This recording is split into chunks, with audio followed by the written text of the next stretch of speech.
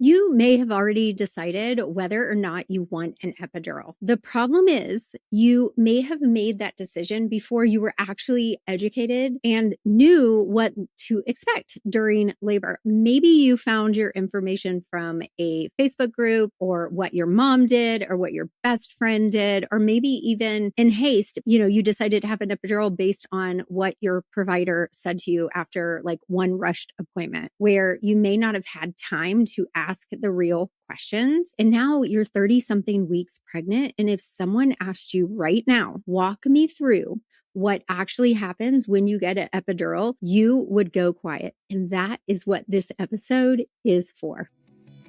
Welcome back to The Birth Experience. I'm Trish Ware, or you may know me as Labor Nurse Mama. I was a labor and delivery nurse for over 16 years, and I'm a mama of 7. So I have been in the room hundreds of times on the nurse side of the bed while a mama is getting her epidural, or even making the decision on exactly what she wants to do. So today I'm going to walk you through everything that actually happens from the moment you ask for it to the moment we're pulling it out after delivery. So this episode is for you if you're interested in knowing exactly what happens during your epidural. And I'm not going to give you horror stories. I'm not going to give you an agenda around Labor Nurse Mama. We lay it out for you to make the decision, but I want you to know exactly what's happening and my take on it.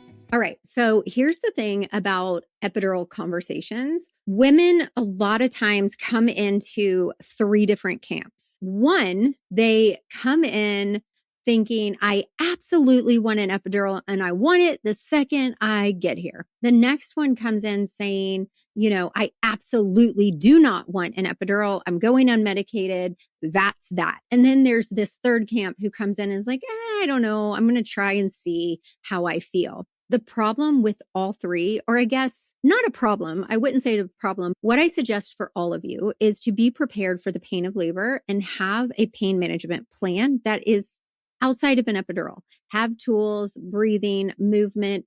And also, you need to understand what is happening inside of you and around you so that when you hit, active labor, you're not making a decision out of panic. Because the women that I see struggle the most in these moments are not the ones who wanted it or didn't want it. They're the ones that they just don't know what is happening, and they don't know what to ask, and they don't know what to expect next. Because when you're in that kind of pain, and I know there's all this like pain-free, birth talk out there. I'm not a supporter of that. Let's just say that birth is painful. I've had 6 unmedicated. Is it manageable? Yes. Can it be amazing? Yes. But I just don't want you to be surprised. I want you to understand how to handle the pain of labor now. If you're like, I'm interested in epidural and I'd like to know all the things, but I don't want to not know what's going on, right? So you still have to know how to manage the pain of labor. And hopefully this is making sense.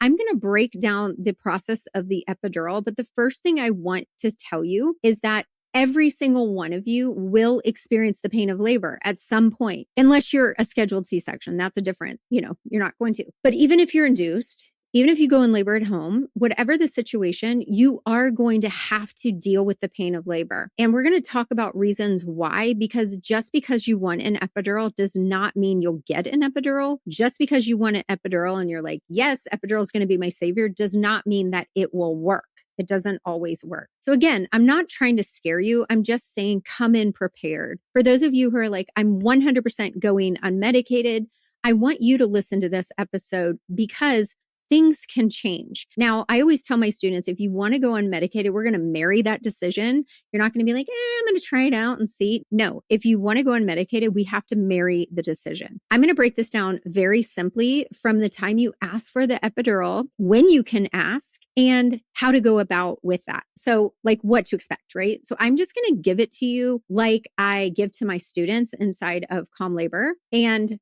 hopefully that's okay. So deal. We're going to talk about it. Okay. The other thing that I want to say before we get started, and this is totally off the cuff, just so you guys know, we're just like riffing it here, right? We're just like going random. But I want you to know that if you decide to get an epidural, even if you were like hardcore against it, that is not a failure. That is a decision. You're not failing either way, whether you get one or you don't get one. So I just really want you guys to make this decision based on what's best for you, because unmedicated is not for everyone and epidurals are not for everyone. So again, we're all about you having choices. The reason I stepped away from the bedside and created Labor Nurse Mama is because I want you to be the driving decision maker in your birth. I was so tired of seeing women pushed one way or the other. And so here at Labor Nurse Mama, again, we lay it all out. We let you pick and choose just like you're at a buffet.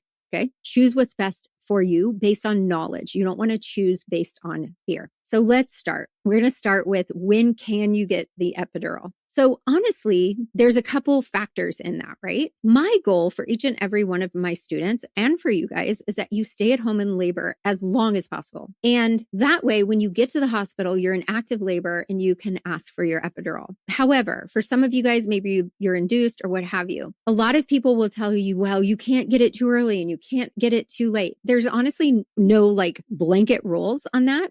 But the short answer is the best time to get it is when you've hit about 5 to 6 centimeters and you're actively dilating. Now, then you have hospital policy. Some hospitals and some providers will not let you get it too early. They're going to make you wait. And then they won't do it after you hit transition because you can't sit still. However, I've seen providers do it at 2 centimeters and I've seen providers do it after she's complete and like ready to push. The main thing for you and what I tell my patients and now my students is, when you start thinking in your head, like, I think I want the epidural, tell your nurse, because there is a process that has to happen. Number one, you're going to get put on a list. So if there's 3 other mamas who have asked for an epidural and the anesthesiologist is going down the line, because most of the time we have one that's going to, do the epidurals, we have a CRNA and the anesthesiologist may back them up. But if one of them's in surgery, you're out of luck. So when you get admitted, we draw your labs, we do your CBC, we get your platelet count, and we also have you sign consent. So we do that early on. So when you're ready and you ask, we put you on a list, right? And then we have to do a couple things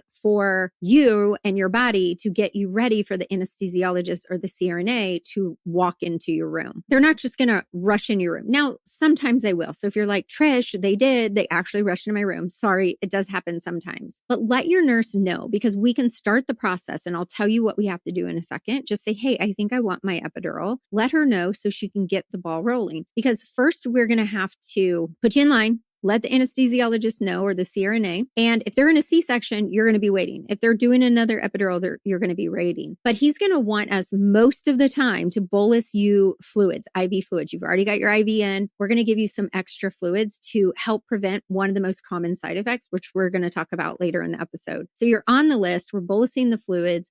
We're going to get your labs ready. He's probably already reviewed it if you signed your epidural consents earlier. If you haven't, we're going to get those signed. And the process can be anywhere from 20 minutes to an hour and a half, depending on where you are in the line and where our anesthesiologist is. So once they're ready to come to your room, we've got your meds ready. We've got your consents bedside. We've got your labs ready. So once we've got that ready, and I know the anesthesiologist is coming to your room, I'm going to then get you up. We're going to walk to the bathroom and we're going to empty your bladder. Your bladder creates a roadblock for the baby's head. So we want to empty it, because once the epidural is in place and running, you can no longer empty your bladder for yourself, which we're going to talk about that in just a moment. You've gotten your fluids. We've emptied your bladder. We're going to bring you back to the bed.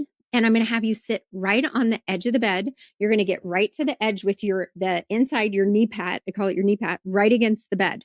Okay. We're going to lift the bed all the way up. We're going to turn all the lights on. We're going to bring something in front of the bed. Sometimes it's garbage cans. Some facilities have a fancy little thing. We're going to put your feet flat on that to give you like tension and stability. Or they're going to give you a pillow. You're going to grab it. You're going to hunch over it like a mad black cat. The anesthesiologist is going to come in and with their cart, and they're going to introduce themselves. They've probably already met you earlier in the shift, but sometimes not if you're going fast. They're going to go to the back side of the bed behind you. Me and your partner are standing in front of you. Now, there are some antiquated facilities that want your partner to leave the room, because notoriously during an epidural placement is when a lot of partners pass out. So what we do is we normally will have them sit down right in front of you so that they're right there, they're with you. I'm going to have a blood pressure cuff on you and an O2 sat monitor because I'm going to be watching your vital signs. We're going to do it very often. The anesthesiologist is going to come behind you. They're going to open your gown and they're going to clean off your back.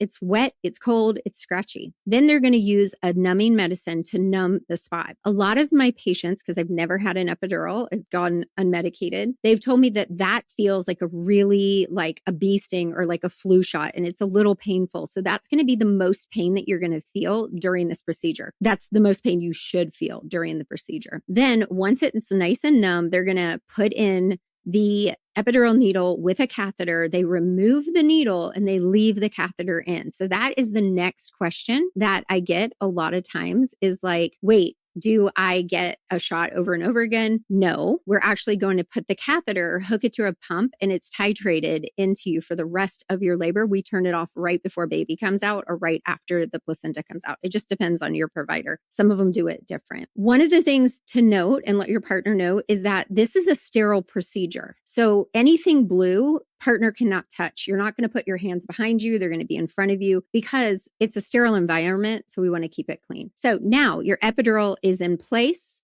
and we will lay you back on the bed, actually more flat than you've probably laid since second trimester. And we're going to put a pillow under one side of you so you're kind of tilted. The reason we lay you that way for a period of time is because the medication is based on like gravity. So if I put you all the way on your left side's going to get really numb, but your right side, you'll still feel pain. So we're going to put you kind of flat on your back with a pillow tilted so that baby still gets a good blood supply and all of that. We're going to be monitoring your vital signs, and your nurse should be at bedside during what we call recovery. That's anywhere from 30 to 45 minutes. If you're pregnant and feeling overwhelmed, unsure about what really matters for birth, or hoping it all just goes well, this is for you. Most parents don't realize that it isn't effort. It's preparation that actually builds confidence. The Calm Birth Bundle closes that gap. It walks you through labor, birth, and your options in a clear, calming way. So you're not guessing in the moment or relying on someone else to decide for you. The goal isn't a perfect birth. It's a confident one. Right now, as a podcast listener, you can take $50 off with the code POD50. Go to labornursemama.com/calm, CALM. Get prepared, feel grounded, and go into your birth knowing you've done your part.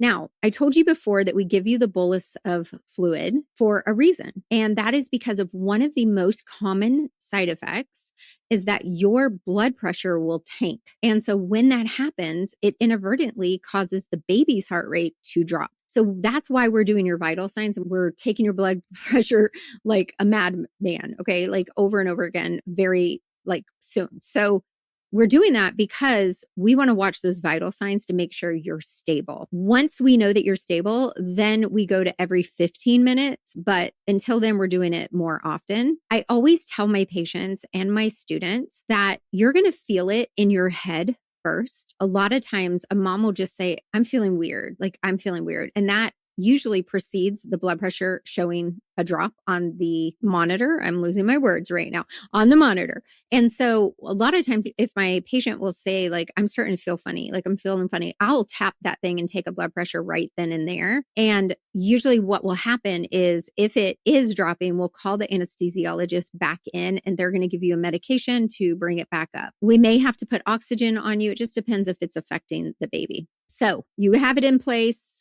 We're recovering you. At the end of that recovery, we're going to check and see if you're actually numb. And we use like a cold alcohol swab and we rub it on your waist and your hip and all that. Once you're actually numb, then your nurse is going to place your Foley catheter. A lot of moms are okay with their partner being in the room. I always ask the mom because we're going to bring your knees. If you're watching the video, you're going to see me. We're going to bring your knees up and open up and you're like, your girl parts are going to be right in my spotlight. So if you're shy and you don't want, they can either turn around or step out of the room. You're going to be feeling better. So this might be the time for them to go and get a snack or a meal or something. Because once you have your epidural, you're no longer allowed to have food, only ice chips. So keep that in mind, and clear liquids. Once your epidural's in place, you're now considered, you've got anesthesia on board, so you can only have ice chips. We are not letting your partner eat in your room. Okay.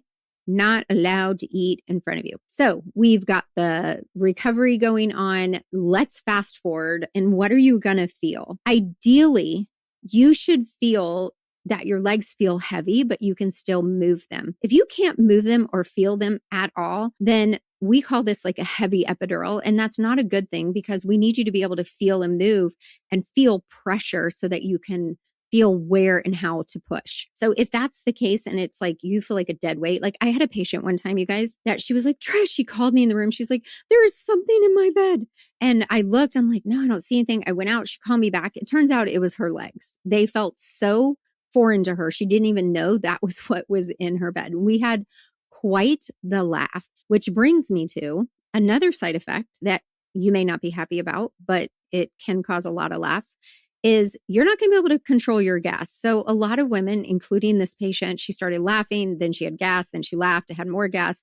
We were all dying. It was so much fun. I love births where we get to laugh together. Now, one thing that I forgot to tell you is that the medication turns on kind of like a dimmer switch. So it's not like, boom, you're numb. It's like a dimmer switch where it gets stronger and stronger. On the flip side, when you are done pushing baby, and depending on your provider, sometimes we turn it off right when baby comes out. Sometimes we do it when placenta comes out. We're going to turn off the epidural pump. Let's go back a little bit. On the epidural pump, you're getting an amount every hour. We also have a little button on some of them that if you start to have some breakthrough pain, that you can push it and it will help you. It will not let you give too much, so you don't have to worry about that. The other thing to note is that some epidurals do not work as good as others. So sometimes you might have a hot spot like on your left side and you're feeling pain. So we're going to turn you to the side that you're feeling, get the medicine to run that way. And sometimes the provider needs to come in and redo your epidural. Okay, so the other thing that I want you to hear me, and this is probably one of the most important things that I'm going to tell you today. A lot of times when a mama gets an epidural, she's exhausted. Maybe she's been laboring for a couple of days. She hasn't slept, and neither has her partner. Once your epidural is in place and working, this is not the time to invite Nana and all your cousins in. What I recommend you do is we turn off the lights. He gets comfortable, or your partner gets comfortable, you get comfortable, your birth team, whoever's in the room, your doula, your mom, whoever,